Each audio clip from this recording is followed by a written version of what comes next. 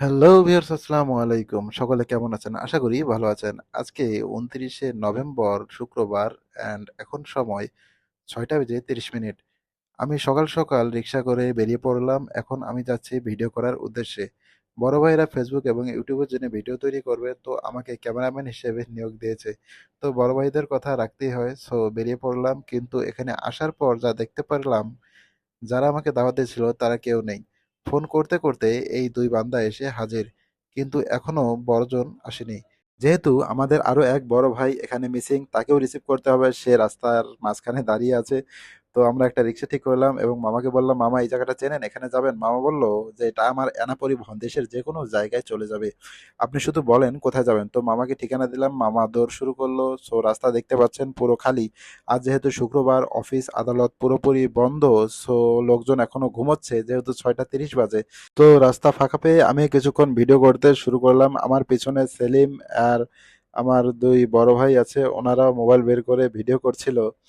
তো আমরা কিছুক্ষণ সামনে যাব, সামনে যাওয়ার পর দেখতে পাবো আমাদের এক বড় ভাই আছে, তো বড় ভাইকে আমরা রিসিভ করব।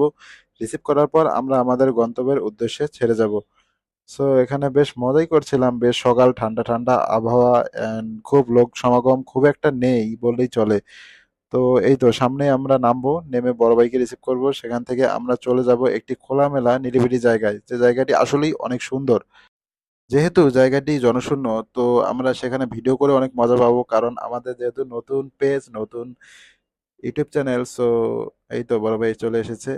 তো যা বলছিলাম, যেহেতু আমাদের নতুন পেজ, নতুন ইউটিউব চ্যানেল, এন্ড আমাদের অভিনেতাগুলো নতুন, তো তারা জনসম্মুখে অভিনয় করতে অনেকটা লজ্জা পায়।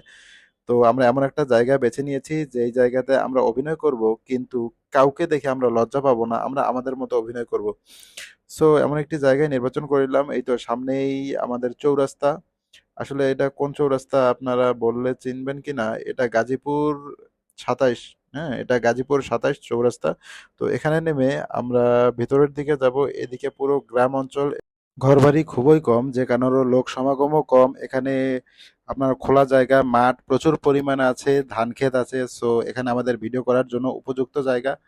তো বড় ভাই যেহেতু চলে এসেছে, আমি রিক্সার পিছনে বসে পড়লাম। তো আমরা এখন নামবো, রিক্সা থেকে বেশি সময় নেই, আমরা নেমে ধান ক্ষেতের উদ্দেশ্যে রওনা দেব। কিন্তু এবং আমি চেষ্টা করব কিছু পার্সোনাল ভিডিও কালেক্ট করার জন্য আমার ইউটিউব চ্যানেলের জন্য।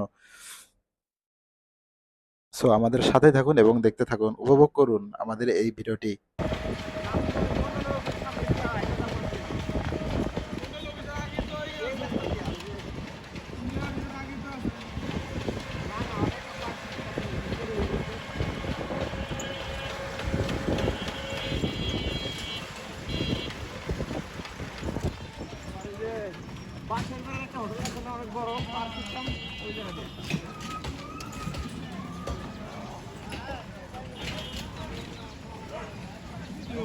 তো বন্ধুরা, অবশেষে মাটির দেখা পেয়ে গেলাম। রিক্সা থেকে নেমে হাঁটা শুরু করলাম গন্তব্যের উদ্দেশ্যে। তো গন্তব্য যেখানে যেতে চাইছিলাম আর যাওয়া হলো না।